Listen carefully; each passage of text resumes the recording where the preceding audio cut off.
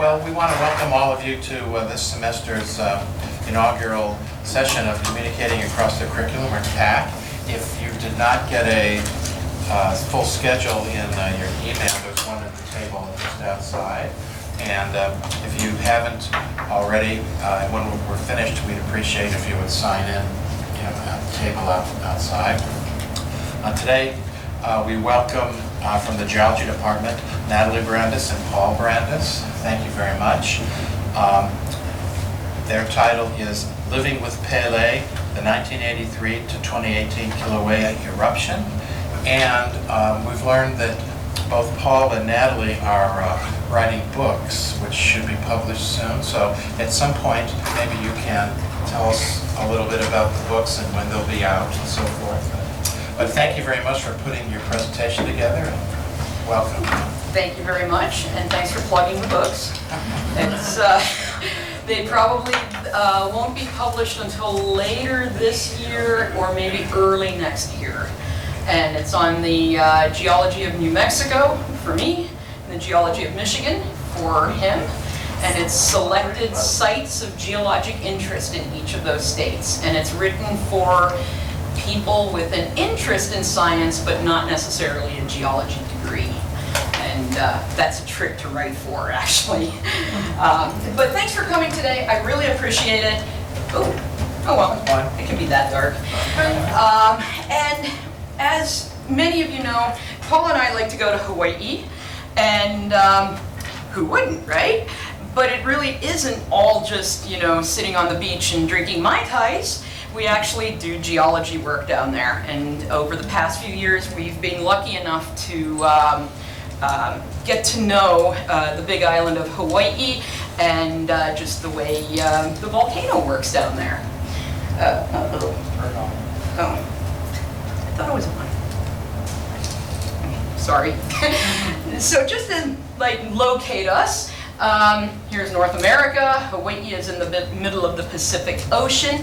It's part of a long chain of islands, the Emperor Hawaiian Island chain. And these are all volcanic islands, although the only active one is the Big Island of Hawaii. The reason why we have these volcanoes there is something that's called a mantle plume.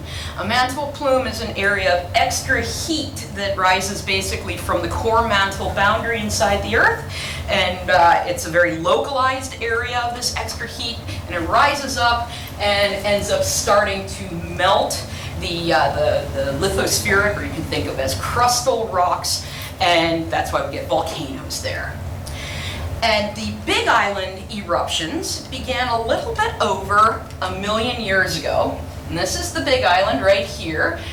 Hilo, the main city, sits there. And the Big Island is actually several volcanoes put together. We have Kohala, which last erupted 60,000 years ago. Mauna Kea, its lava fields are shown in purple there, last active 4,000 years ago. There's KLALEA, which is right here. Mauna Loa, which is in green. Mauna Loa almost took out part of Hilo back in 1984. And then what we're really going to look at is this part here. That's Kiluea. And Kiluea, the summit is right around here, and then the lower east rift zone is right in this area, and that's really what we're going to focus on today. There is other volcanic activity just offshore out here, and that's a new volcano rising upward from the sea floor called Loihi. And it's slowly getting bigger and bigger, and eventually will become a new Hawaiian island. Unfortunately, that is probably going to be in thousands and thousands of years, so not one that will happen anytime soon. Kiluea, the volcano, is the home of the goddess Pele. And she is the goddess of fire and lightning and volcanoes. And while she's recognized as being a destroyer, she's also the creator of the Hawaiian Islands. And she resides at the summit of Kiluea. And if you walk around in Kilauea, you will sometimes see shrines that some of the native Hawaiians have erected for her, and they leave little offerings for her still. And so definitely, you know, many people still do think of this as a very spiritual place. And this is the summit of Kilauea. This is before the 2018 eruptions. And we had a lava lake there, and this is some of the emissions from that lava lake. So that would have been Pele's home right there. Now we were just looking right here. That's the view we just had, was of the summit of Kilauea. And we're going to look here, and then this is that lower east rift zone where many of the eruptions in the past centuries have been focused. And just to give you a background, because the 2018 eruption made the news, and it seemed like all of a sudden people were like, oh yeah, Hawaii's a volcano. But it really has a long history of eruptions, and 2018 was just the culmination of an eruption that actually began back in 1983. But let's look back at Kilauea and some of its history. In 1790, there was a major eruption. Now, normally Kilauea erupts, just lava comes to the surface and it flows out and covers area. But back in 1790, we have what's called a phreatomagmatic eruption. And that's an eruption where you have magma and steam. The magma encounters some groundwater and it makes it very explosive. And this is an eruption that changed Hawaiian history. So at this point in time, there were two very powerful people vying for control of the Big Island.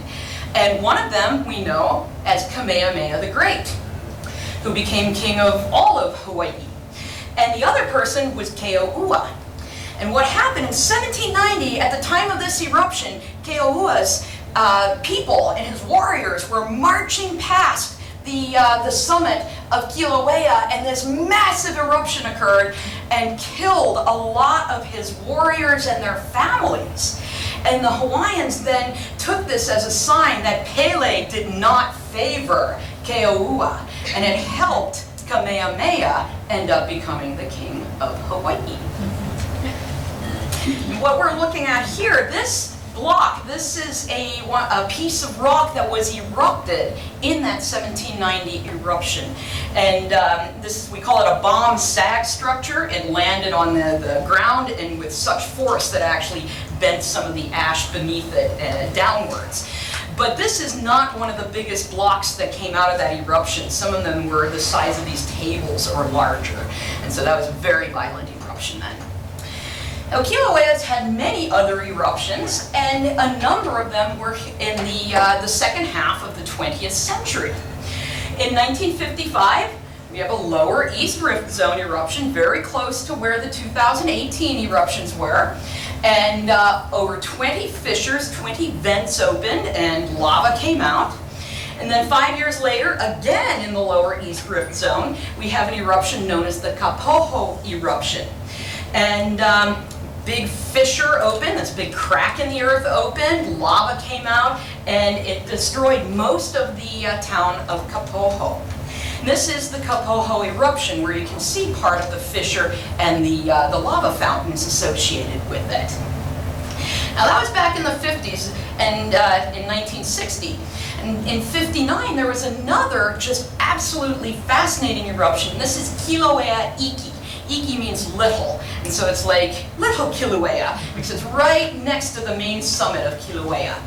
And in this eruption, we got a fire fountain. Fire fountain is where the lava just shoots out of the ground. And this fire fountain was the largest one ever recorded, about 1,900 feet high. And if you've been to New York City and you've seen the Freedom Tower, that's 1,776 feet high. This is 200 feet higher than that when it was at its highest. It also created a lava lake. And while this was active and this lava lake was churning, there were waves 3 to 4 feet high washing on the sides of this lava lake area, looking like ocean waves. Wow. breaking waves, except it was liquid, molten, glowing, hot rock. And it destroyed part of Chain of Craters Road. This is one of the photos of, this had several periods of fire fountaining. This is one of them. This here is the lava lake that was formed. You can actually go on YouTube and look up Kiluea Iki, and you'll see video of the waves that were created on this lake. And over the years, this lake hardened, and you can walk across it now. So now all of that lava is solid. It's still warm inside, but it's all solid, and you can follow a trail all the way back to where that giant fire fountain was. 69 to 74, we have another eruption. So what we're seeing is what Kiluea likes to do is likes to have an eruption, and then it likes to kind of quiet down for a little bit, and then it likes to have another eruption. In the early 70s, Mauna Ulu erupted. This again had very high fire fountains. And this one became spectacular because the lava flowing away from this volcano created lava falls that were taller than American Falls at Niagara. And it built a small shield volcano, a little volcanic mountain, and again destroyed part of Chain of Craters Road. So if you like visit Hawaii often, and Chain of Craters Road is always moving because it seems like it's always getting destroyed. That is the lava falls. I know there's no scale in there because no one wanted to stand right next to the lava, but that is higher than American Falls in Niagara Falls. And that is Mauna Ulu. That's where all the lava was being erupted from. Now, in 1983, that's when the next eruption starts. So 74, Kiluea kind of stopped erupting with the Mauna Ulu one. We have a period where it's nice and quiet, and then in 83, things begin again. And now a new vent opens on Kiluea called Pu'u'o'o. And just in Hawaiian, pu'u means any kind of like hill or protuberance or something like that. So you'll see all these pu'us all over, and they're all like little hills and little volcanoes. And so anyway, we have this Pu'u'o'o vent starts erupting. In 1986, the Royal Gardens subdivision was destroyed. And that's some of the lava flows going into the roads of that subdivision. Eruption continues. In 1989, one of the visitor centers at Hawaii Volcanoes National Park, called the Wahaula Visitor Center, ends up getting eaten by the lava. Pele, I guess, didn't like it there. And that's what we're seeing here. There's the visitor center. It was a wooden building, so as soon as you get the hot lava near that, it ignited it, and nothing could be done to save that building. In 1990, Kalapana, another village, ends up getting destroyed. And here we can see a couple of the residents there watching as the lava comes into their neighborhood. In 2003, hey, part of Chain of Craters Road is destroyed. And there, that's my mom looking at the road closed sign at Chain of Craters Road. I think we got the clue that the road was closed. And then in 2008, a lava lake formed at the summit. The absolute summit of Kilauea is called Hale Ma'u. And what happened was, and I showed you that's where Pele lives, right? And what happened was the ground started steaming, and they had some like little minor earthquakes, and then one day this lava lake appeared. And that's special because not very many volcanoes on Earth host lava lakes. It's actually quite rare. There's a couple in Africa. Mount Erebus in Antarctica has one. There's one in Vanuatu. But, you know, I can count on one hand which volcanoes, well, now that Kilauea doesn't have one, but I can count on one hand which volcanoes host lava lakes. So that was like really special when that happens because that's not a common thing. And so the lava lake was up here at the summit. It was emitting all kinds of gases like sulfur dioxide and things, so you couldn't visit parts of Volcanoes National Park. Looks even cooler at nighttime when you really can see the glow of that lava coming out of the lava lake. And what's especially fun is if you take a helicopter over and Pele is smiling at you. And it happened, and the lava lake was kind of churning around, and then with a smiley face. I like to think Pele was happy that day. Now in 2014, the eruption takes a turn. So for quite some time, lava was going to places that were uninhabited, or we just had, the churning lava lake at the summit. But in 2014, lava flows were advancing on a town called Pahoa. And they did all kinds of interesting things to prepare the town. They could not divert the lava flows, but they didn't want the power, the electricity cut. So they built these reinforced power poles that could withstand lava hitting them. So half the island didn't lose their electricity and stuff. It did. Yeah. It did. Yeah, it worked. What did they make them out of? They surrounded first they put insulation around the wooden power pole, put metal around that, and then put a whole bunch of rock around that, and then another area of metal. And so the lava basically just kind of flowed around it and never got the wood hot enough. If people are really curious, I have lots of photos of those, and it worked. It was like a 1.5 to 2 feet of. Oh, the rock was Like several meters. Yeah, and it was like little cinders, and it was a few meters surrounding each pole, but it did keep the power on for people. Do they have any idea how hot the lava was? Okay, so lava erupted from Hawaii. Right when it comes out of the vent is some of the hottest that we have measured.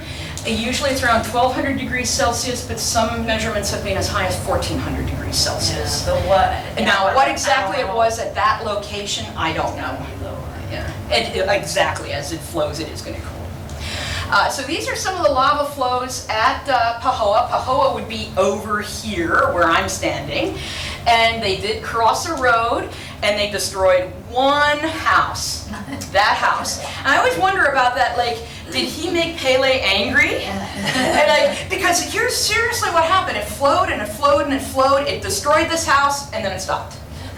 Now, scientifically, what happened is higher up on the slope, there was something called a breakout, where the lava basically kind of shifted its channel. So instead of the lava flowing down towards Pahoa, it sort of shifted what direction it was going in. So the native Hawaiians will say Pele decided to, terrorize another area. But, so I like to think that he did something.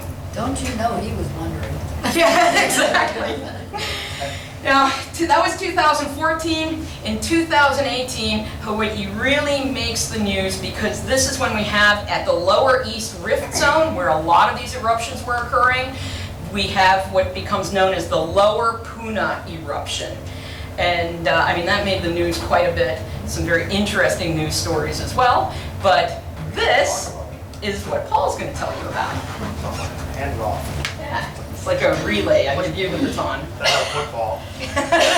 All right, so as Nathalie said, most of you probably know about the lower Puna eruption. It made, world headlines. People probably forgot that Hawaii was a volcano, But this one really had some interesting features to it. It was probably the most studied eruption on Hawaii, just because of where it was, and also just the fact that it was not only a scientific newsworthy story, but it was also a human side to it as well, because where it eventually erupted was basically in the middle of a neighborhood. So let's take a look at a timeline of events that happened during this eruption. So everyone knew Pu'a'o was active, Halemaumau is active, but on April 17th, 2018, USGS, United States Geological Survey, noticed that pressure was rising under the Pu'a'o vent.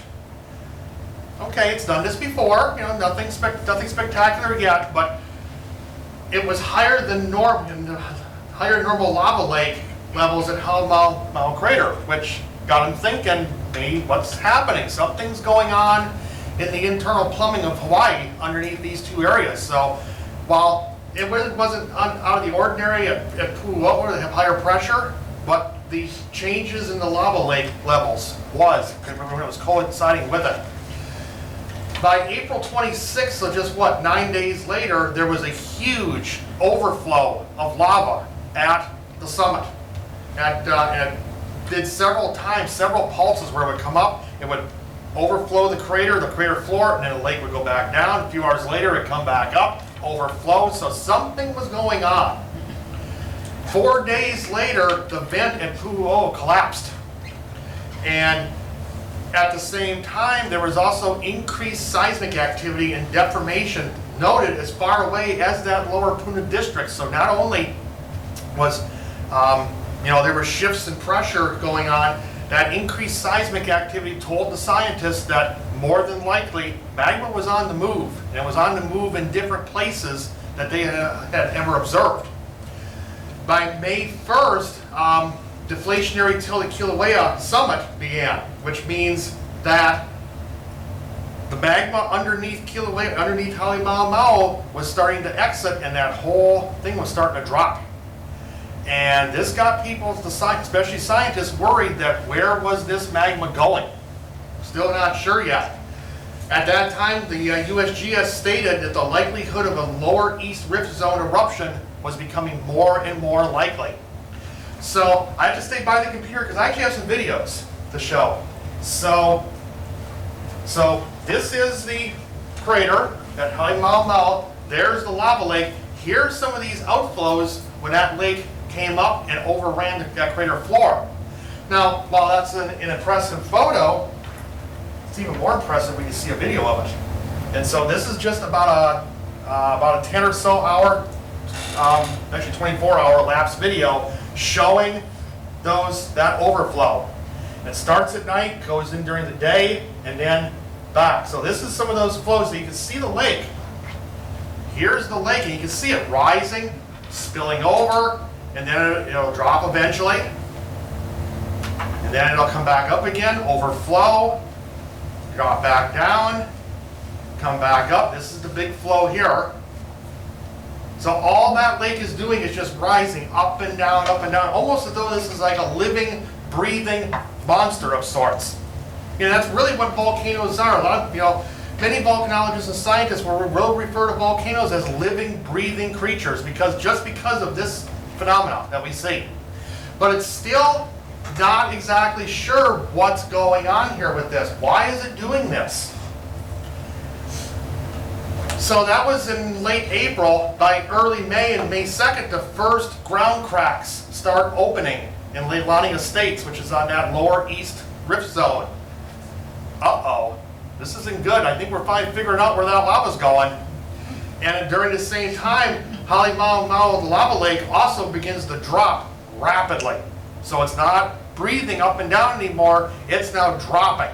And this is telling the scientists that that magma is on the move, and now they have a pretty good idea where it's going based on those ground cracks at Leilani. By May 3rd, the next day, a magnitude 5.0 earthquake hits. This causes the complete collapse of the Kiluea vent, and now we get the first eruptive fissure occurring in Leilani Estate. So now lava is actually breaching the surface within this tropical, picturesque residential area. 1 day later, 3 more earthquakes, a magnitude 5.3, 5.4, and the largest, a 6.9, which was the strongest earthquake to hit Hawaii in over 40 years, occurs along the east rift zone. This also coincides with 5 additional fissures that open up. So now we have a total of 6 fissures, 6 openings within Leilani Estates where lava is coming out. And so those earthquakes signify that yes, lava is on the move. It's breaking rock, and it's going to come out someplace. Well, it ended up being in Leilani Estates. So this is a picture. This is on this is May 4th, I think, or May 5th maybe. And you can see this line here is starting. This is all within that estate. Here's a house. Here's houses here. There's houses back over here, up in here, and it just basically pops out in the middle of this residential area. Yeah, not good if you're living there. Great for the scientists, but not great if you're living there. And so by May 5th through 9th, 9 additional fissures open up in the Leilani Estate. So now we're up to 14 fissures erupting lava at once. So if there was ever a hell on earth for those residents, this was probably it. What's noted here, ground cracking extends across Highway 130. Highway 130 is the major highway and pretty much the only escape out of Leilani Estates if something major were to happen. Not like this here is a major or anything, but if there was a major eruption, Highway 130 is their only escape route. And when these cracks started forming, this is when you've got the National Guard being called in. This is when you've got a lot of authorities. You've got incident command setting up for this just in case something happens. During this time period as well, another 3.1 magnitude earthquake occurs, and the lava lake at Halemaumau drops again significantly. At this time, the USGS issues a warning concerning the possible summit explosion at Halemaumau, and the reason why they're thinking this is because if that lava reaches a level where it starts interacting with groundwater, you could potentially have another 1790 explosive eruption again. And so they were starting to monitor this very carefully at this point. By May 10th, however, something strange happens. All activity in the Leilani Estates and those fissures cease. It's done. The news media picks up on it and they think, yay, no more eruptions, we're done. The geologists knew better because this lake is still dropping. So again, that lava's going someplace. By May 10th, the lava lake disappears from view, and that lake surface that was once up overflowing the crater floor, now just a couple weeks later is over 1,000 feet down. Kilauea summit at this point also continues to deflate and collapse in response to that lava lake drop. So what's happening is, as long as that magma is pooled under the summit, everything's great. But as soon as that lava starts moving out, that whole crater, that whole summit starts dropping, which tells us that that magma is basically holding up that summit at the time. So when that lava starts moving out, starts escaping, you're starting to see the whole summit starting to do this, drop down.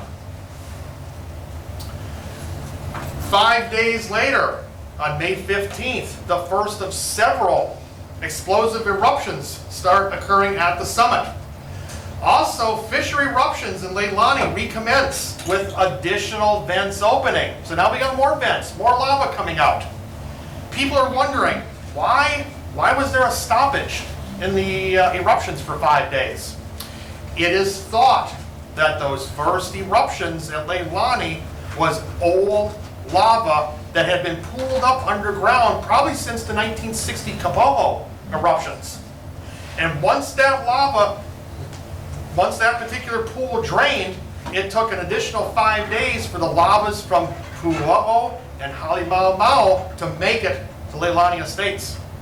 All this time, there are earthquakes happening, and they're tracking these earthquakes along a line so they can monitor where that lava is. They're underground as it's headed towards Leilani Estates.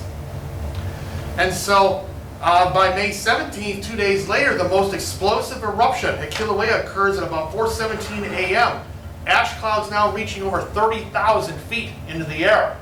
When this happens, this prompts the National Weather Service to issue an ashfall advisory, something that hadn't been done they hadn't issued one of these advisories in decades from Kilauea. Also, because of the ash getting so high into the atmosphere, the aviation color code is raised to red. So this basically is telling pilots, don't get anywhere near this summit or anywhere near this area. There were even a few flights to Hilo that were diverted, that had to be diverted over to Kona side on the west side because of this ash. And as a result, you get something called laze and fog developing. Laze basically is when magma hits water, it can create a hydrochloric acid steam cloud, which is not a good thing. And then fog is just basically volcanic fog. Again, so this stuff over here, this is your volcanic fog coming off from this ash cloud. So May 18th to 31st, summit explosions, earthquakes still continuing. As that lava's moving up and down in that lava lake, former lava lake, it's interacting with the water table. When it does, you get these explosive eruptions. During this time, however, fissure eruptions now start to wane at Leilani, except for Fissure 8. Fissure 8 tends now to be the main vent where all of the activity is. That's what you're seeing right here. That is Fissure 8. The rest of the fissures either stop or are producing very, very little to the eruption. It's also noted too that the first lavas that came out were relatively normal for Hawaii, normal temperatures.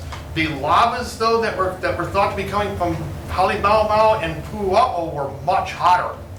And so what this does, this actually creates almost like a channel where that lava can cool at its sides, but this is so hot that it can travel for miles. Another video. Let's see what we got here. So let's see what we got here. This is Fissure 8 on May 29th. First one's from the air. So you can see just this fountaining of lava from that one vent. As I said, most of the lava erupting now is centered on that one vent. And of course, it's right in the middle of Leilani Estates, where all these houses are. This is from the ground. And the sound on this is actually pretty good because you can actually hear it cracking and bubbling and just exploding as it's coming out. And these fountains are about 200 feet into the air. There we go, 200 feet. So, gotta thank the USGS for that. All right, let's get into June now. So for the entire month of June, fire fountains are now reaching up to about 300 feet. So it's actually increasing in size, increasing in pressure at this point. USGS by this time believe that the lava fountaining from Fissure 8 is directly related to the summit, Halemaumau summit, and that Pu'u'o vent collapse. So they have a pretty good idea now that this is where the source of that lava is, from those two areas. By June 4th, lava from Leilani Estates actually starts reaching the ocean. So here we are at June 3rd. You can see it's moving in on Kapoho Bay, and also the only, or I should say the largest freshwater lake in Hawaii. And once this lava hits that lake and makes it in the bay, it basically evaporates the freshwater lake and moves out into Kapoho Bay, totally burying it. This is on June 3rd, so a nice tropical, picturesque bay. By June 5th, it's gone.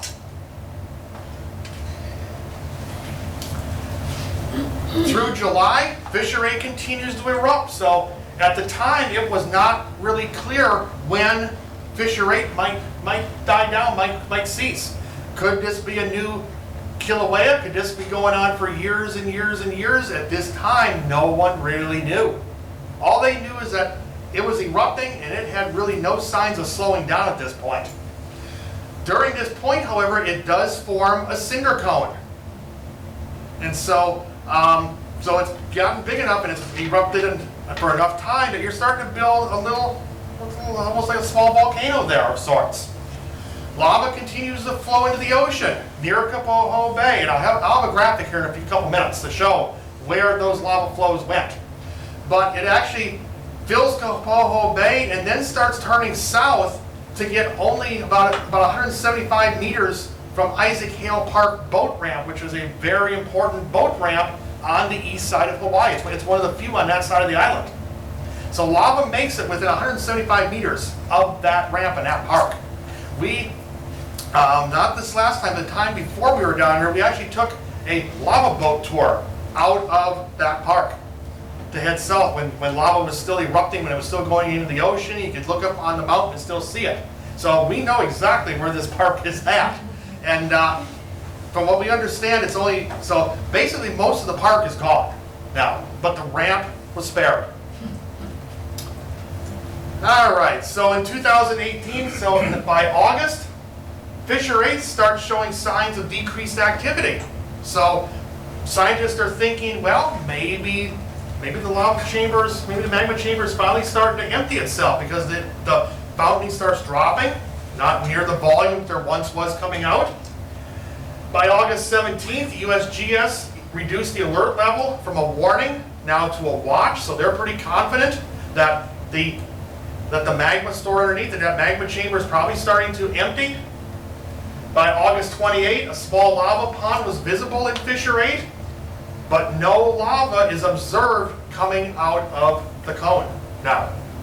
So this is telling us that as that level's dropping, we're running out of magma. The source is starting to empty finally. Throughout September, minor incandescence is observed from Fissure 8, but again, nothing coming out of it. The lava level inside that cinder cone is dropping. This prompted the U.S. What do you mean when you say minor incandescence? It's glowing. It's just glowing. It's just glowing. Yep, there's nothing coming. It's just a glow. By September 5th, the alert level now is reduced from a watch now down to just an advisory. So scientists there are pretty confident that we've seen pretty much the last of this eruption. By the 16th, no incandescence, so no glow at all now from Fissure 8, from that cinder cone. So tells us that it's pretty much empty. However, seismicity and ground deformation at Kiluea summit remain low. So while it's not as fast as it was, we're still seeing a drop in that summit a little bit. That tells us also that there's probably no more magma left in that pool, left in that chamber at that time. By October 4th, Hawaii Volcano Observatory overflights confirm that there is no lava present at Pu'u'o'o, at that vent, or any of the fissures in Leilani Estates. Pretty much tells us the eruptions are done. And that's significant because for 35 years, there was a steady eruption at Hawaii. By October 4th, the eruption is done. And today, there is no lava on the surface of Hawaii right now. I'm glad I got to see it when I did. Yes, us too. So if you go to Hawaii today looking for lava on the surface, you're going to be disappointed Wow. because there is none. It just is not there. So you see incandescence when it's melted, but once it crusts over, You don't see it. You don't you see don't it. see it anymore, Right. and that's how they measure. Now that the it's thing is, stopped. now it doesn't mean that there's not lava and magma still down there. That was- Yeah. It is, there's signs that it is starting to reload. I'll get to that here in a second. So major changes. So I want you to take a peek at here. Here's June 2009. So here is that caldera. Here's the observatory and Jaeger Museum sits right about there. Here was the lava lake. This is before, this is after. So again, here's the observatory, here's Jaeger Museum. Lava lake would have been somewhere in here, but now it's gone and that entire summit has dropped. And I actually have a video, a time-lapse video that is going to show just how dramatic this Caldera Collapse, Caldera Collapse was. So here we are in May, and you'll see it. There's the explosions, and then once the lake is dropped or the chamber goes away, there you go.